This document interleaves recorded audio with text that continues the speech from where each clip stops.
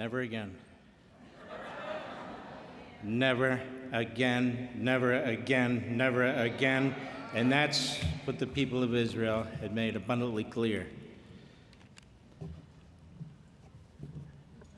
I want to thank you folks. Really, bring tears to my eyes. Jews make up this percentage of the world. What would we do without our Christian brothers and sisters? Thank you so much, and God bless each and every one of you.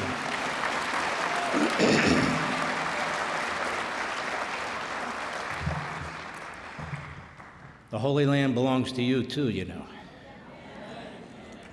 And that's what we're fighting for, isn't it? These are biblical times. First, I want to say to Pastor John Hagee, look what you've created. This is a fantastic human being, fantastic family. God bless each and every one of them for what they've done here. God bless each and every one of you for coming here. I said to Pastor Hagee in the back, I didn't know there'd be all these pastors here. You expect me to speak now? The Jews should go first, not last. Christians United for Israel. What a beautiful name. What a beautiful organization. 11 million of you.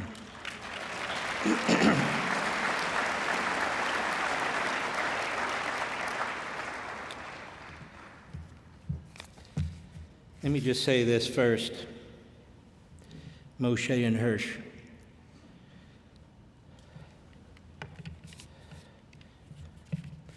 No parent should go through what you folks have gone through. You've suffered through this war. This is the ugly side of war. You saw it right here. You stared it in the face. The fantastic ambassador. The Hirsch parents have been all over the world. All over the world, first for their son and now for these other people. This is what war looks like. All those young people slaughtered, brutalized. What was going through their minds? As they were being butchered and raped, and they knew if the enemy caught up with them, what their fate would be. Those people in those caves, the barbarians, the primitives, many of them have probably lost hope.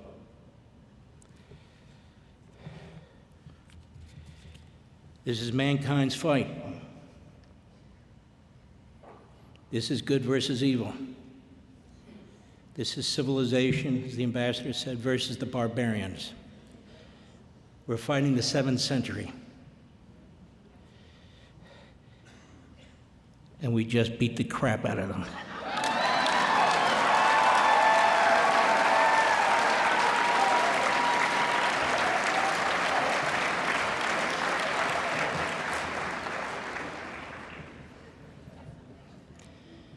It's better that more of them die than us. I know that sounds terrible. I'm not talking about their civilians. They do a good enough job of slaughtering their own people. I'm talking about the enemy. Our soldiers go to war. They wear uniforms. They wear patches. They wear guns on their hips. They carry guns on their shoulders. They're terrorist barbarians. They go into the communities, they blow up buses, they shoot, kill children, they rape women. This is a righteous war we're fighting. And let me say this is God's war that we're fighting right now.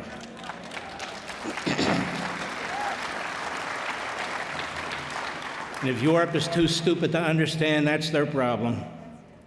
I will remind you, that's where Hitler was born. That's where Marx was born, but it's also where Churchill was born and Thatcher was born. And so the good guys will win out because we have no choice. I'm going to say something about President Trump. This is a historic figure. This is an iconic human being. He was also almost assassinated, and I do believe God saved him for a reason.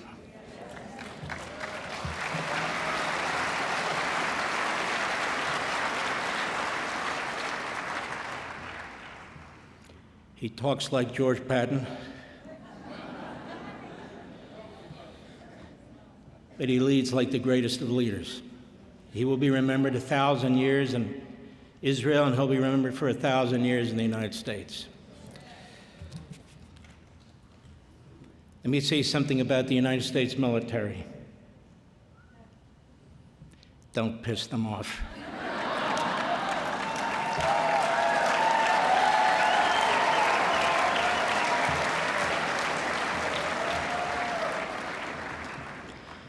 And they seem a little pissed off right about now. Say a little prayer for me when we're done.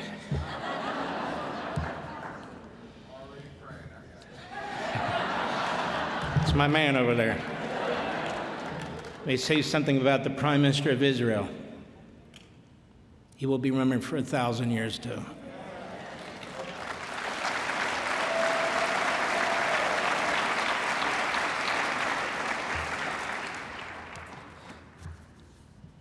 While about 40% of his country tries to put him in prison, well, he's just won some of the most unbelievable battles in world history. World history.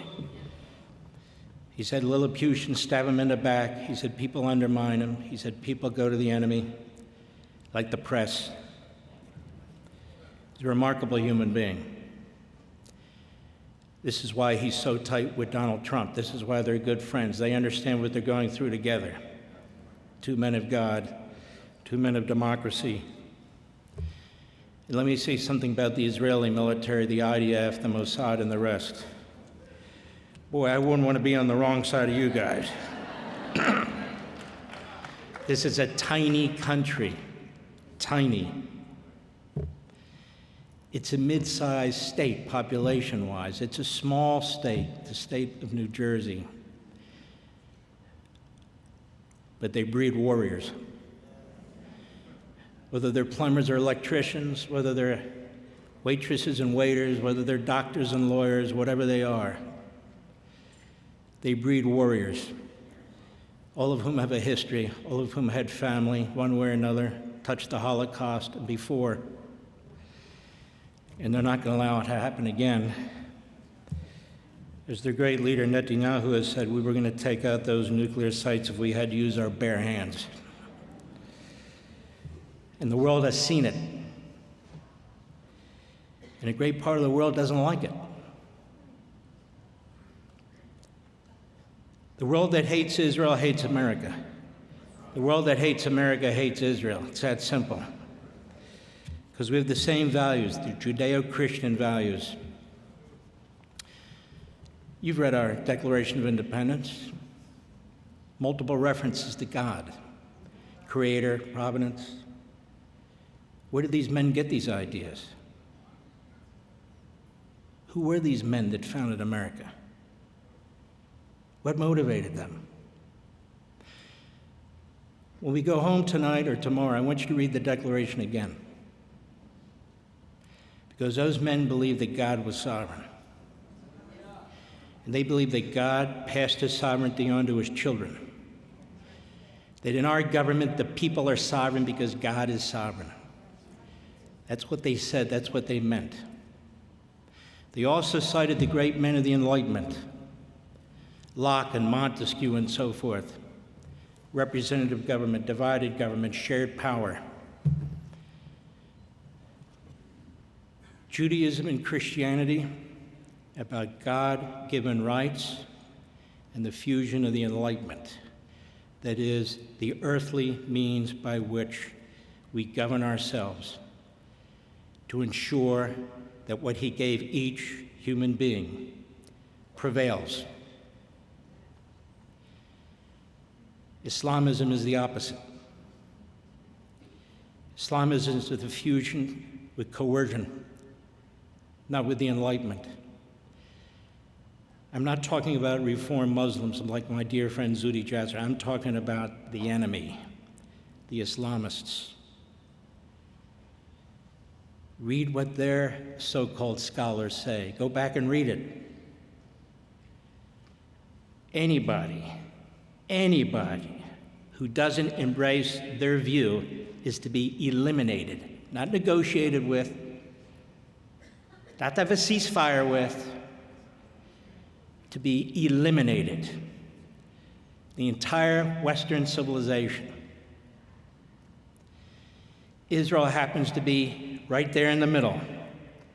The Holy Land happens to be right there in the middle, where God put it, right there.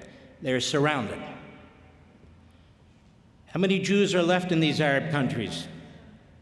How many Christians are left in these Arab countries?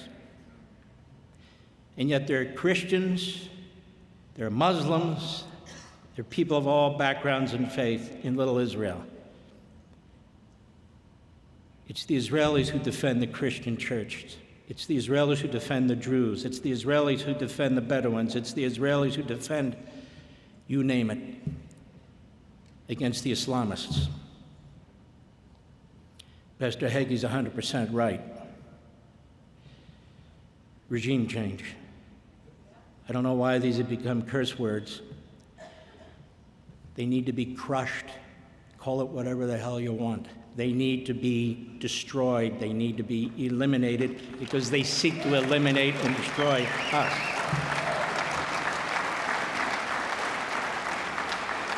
And by the way, listening to these pastors tonight, honey, we got to start going to church a little bit, I think.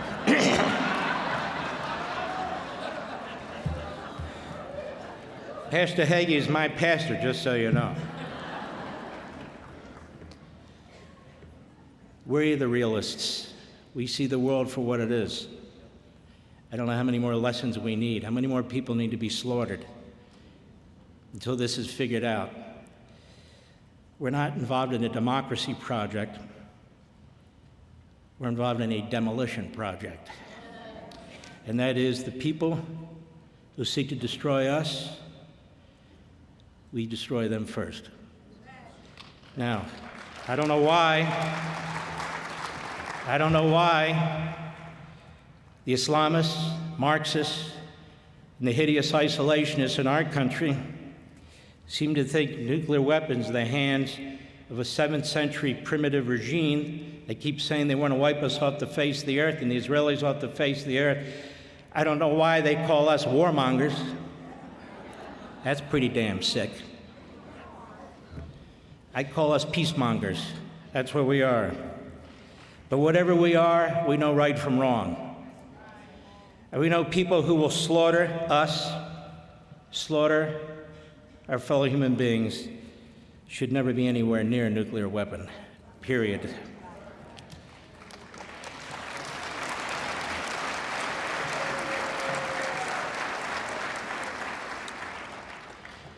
This war is not over. It's not even close to over. I dare say this with a room full of pastors and true believers. That forever battle, that forever war is in your Bible. The battle between good and evil doesn't end, not until God decides it ends. And so the idea that we don't believe in war, which we don't, the other side does. So if you're an isolationist or a pacifist or an appeaser or whatever you are, first and foremost, you believe in suicide and you want to drag the rest of us with you, and we have no intention of going with you. That's a fact.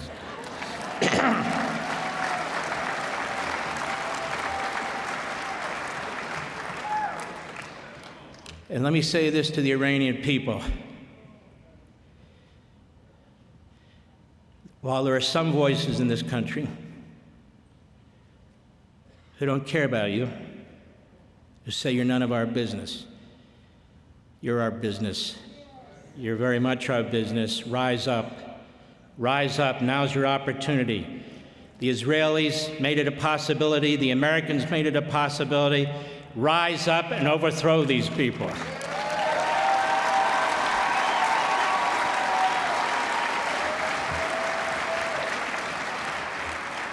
How much you want to bet if they had an election in Iran, Benjamin Netanyahu would be elected president of Iran?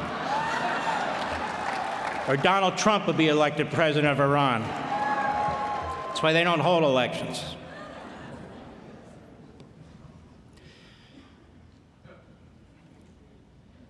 You know, you folks should be very proud of this organization, and I know you are. You have an enormous impact. You have an enormous impact beyond this room and even beyond Congress. People like me point to you all the time, and thank God for you. And you show other people what's possible, that they shouldn't be afraid to speak out. In fact, they should be inspired to speak out.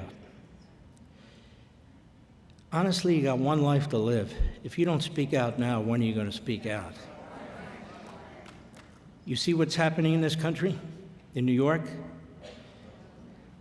There is a growing Islamist Marxist movement in this country. Part of it's due to culture rot. Part of it's due to the billions that's flowing in here from countries overseas, the corruption of our educational system, online platforms like TikTok and so forth. There's a lot of reasons here. But the bottom line is this. If we don't call a spade, if we don't speak out, then nobody else will. You see these Democrat politicians in New York falling all over themselves trying to figure out what to do? You see these Jewish politicians falling over themselves trying to figure out what to do? It's disgusting. Party is so important. Politics is so important. Your damn re-election is so important. You can't stand on principle. This wouldn't be the first time, would it, Pastor? People in the face of evil, whether they're isolationists, whether they're Islamists, whether they're Marxists, whatever they are, they're scared. They don't want to be counted. It's easy to say never again when you're watching black and white films of what happened in the Holocaust 30 years ago. That must never happen again. That must never happen again. But it was happening since October 7th. People say 1930s. I mean, these isolationists, didn't they see what's coming? It's 2025. I told you I need a prayer. The same bastards from the 1930s are here again. And they're preaching the same thing. And some of them have millions of followers. It's my job to deal with this in part. It's all of our job to deal with this in part. Just so you know, I'm not letting go, not now, not ever.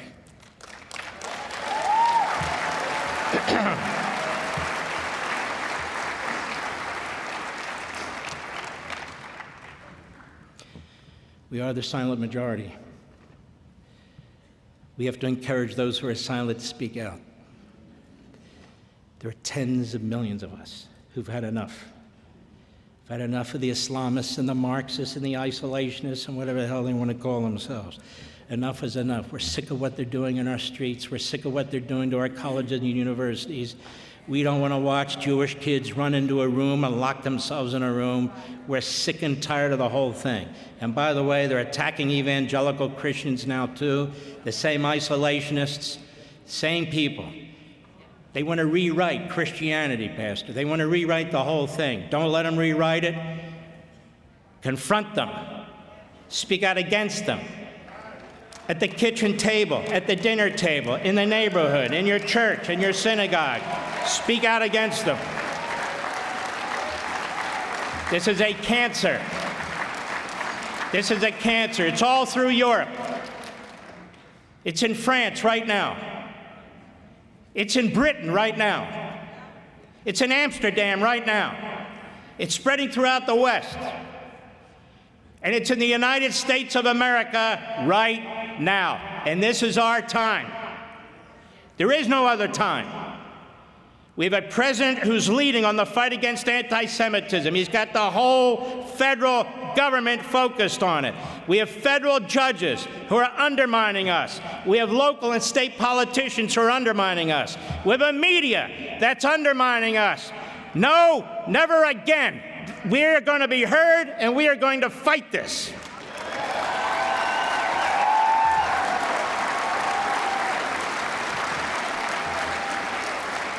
You do not have the due process to chase Jewish kids back into their dorm rooms, period.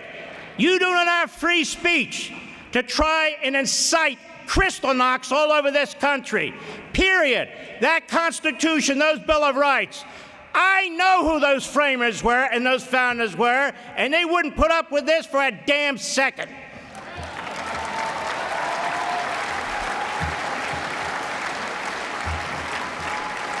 Let's ask Thomas Jefferson about the Barbary pirates who enslaved 1 million Europeans. What did he do? Did he say, let's negotiate? Did he say ceasefire?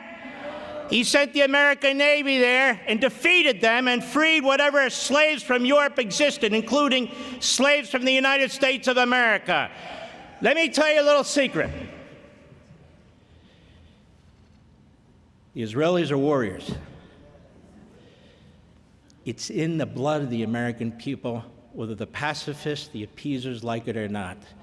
The American people are the biggest warriors on the face of the earth. You look at the Revolutionary War, when we went up against the most sorry, Colonel. Colonel's a good friend of mine. First of all, Colonel Richard Kemp was the commander of British forces in Afghanistan. Can we have a hand for him?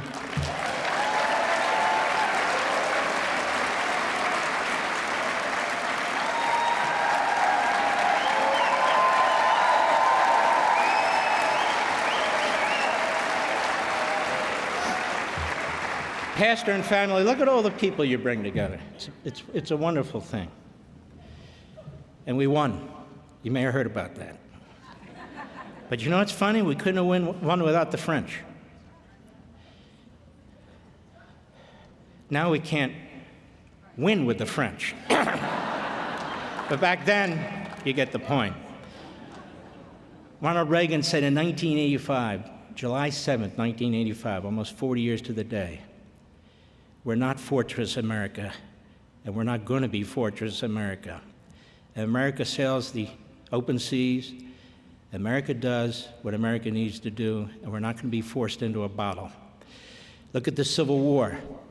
You know who was an expert on the Civil War? Churchill. He studied the Civil War. It took a long time for Americans to get into that. He looked at that Civil War when World War II had opened, and Britain was really alone in many respects. And he was trying to figure out how to persuade FDR. FDR tried. We had the same isolationists we have right now.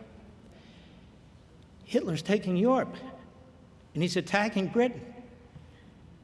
And they keep talking about how far we are in the ocean. Well, the Japanese took care of that. They said, well, we're in the ocean too, and they hit Hawaii. Some people don't learn, but we have learned. And people were wondering, can the Americans fight? And Churchill was half American. He said, read about their Civil War. Oh, they fight. They fight to the bitter end. You look at that Civil War. You ever gone to these battlefields? I want you to go to the battlefields. Go to one or two. You look over those battlefields with the South faced off against the North. You look at Gettysburg, where there were 50,000 casualties in 3 days. 50,000 casualties. You look at Vicksburg, where they surrounded the town of Vicksburg in Mississippi, starved it. Grant said, I got to get this damn war over with. It's just, people were eating their horses. They finally surrendered. Look at the Battle of the Wilderness. A fire started.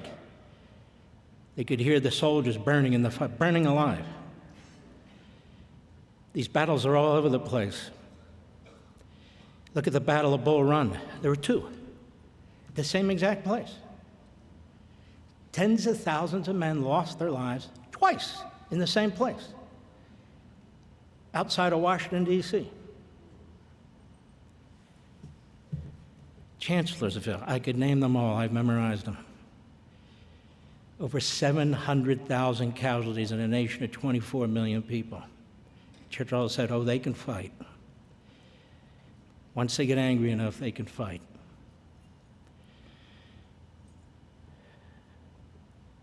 My grandfather fought on Iwo Jima.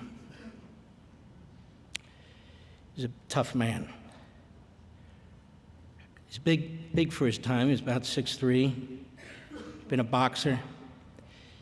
We were attacked at Pearl Harbor. He was 34. That was the limit. He signed up for the Marines. My father was 17. He signed up for the Army. But he and his brother-in-law, Tug, who was Christian, by the way, he signed up too for the Marines.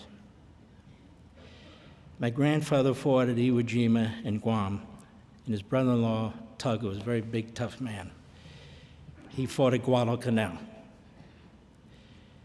When my grandfather came back, he shook for the rest of his life. And he talked like this, because he lost his voice.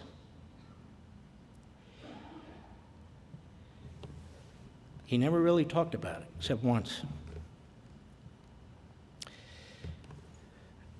Colonel, I don't know if it's a unit or whatever they call, there were 105 of them in his group. They're running out of ammo. He ran back with 3 other guys. They sent him back to get ammo. It was hand-to-hand combat. They were trying to dig into the volcanic ash. It was horrendous. The Japanese had been expecting them. Our ships had fired and fired and fired, and most of them fired over the island. And when he came back, 90% of them were dead. 90% of them. At night, they would hear them torturing the Marines. They were screaming. And that's when they decided they weren't going to take any POWs. That's the way war was fought back then. Americans are warriors too. Donald Trump knows Americans are warriors too. We don't look for war. We never do. But if it finds us, we don't cower. Well, you know what? We have an enemy within. It's more complicated than a military battlefield. I'm going on, I'm almost done. It's more complicated than a military battlefield. They've seeped into our culture. They've seeped into our schools. They've seeped into our media. They've seeped into the Democrat Party. They're seeping into a piece of the Republican Party. They've seeped into our courts. It's much more daunting to figure out how to deal with this. But it all starts by recognizing it and confronting it wherever you see it and speaking out.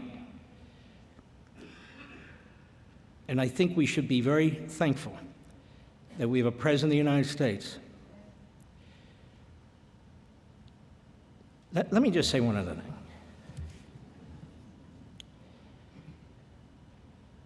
Donald Trump was a man of deep faith. He doesn't show it all the time. But I could tell you he is. You saw what he said at the end of the bombing about loving God. He's always been a man of deep faith. And I think that assassination attempt, like any other human being, makes you wonder at night. Why me? Turn your head like that, bullet goes here rather than here. He knows why. We all know why. I think we are tremendously lucky, and thanks to you, the voters and so forth, to have him as president. I think the Israelis, whether some of them know it or not, are tremendously lucky to have Netanyahu. I mean, look at this, Lapid and the rest of this stuff. It's so crucially important. And I want to say, as Jews, we are so honored and thankful for the pastor, all the other pastors, bishops. We are so lucky to have you Christians. And I want to thank you.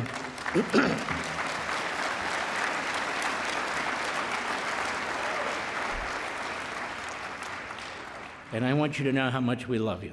God bless you.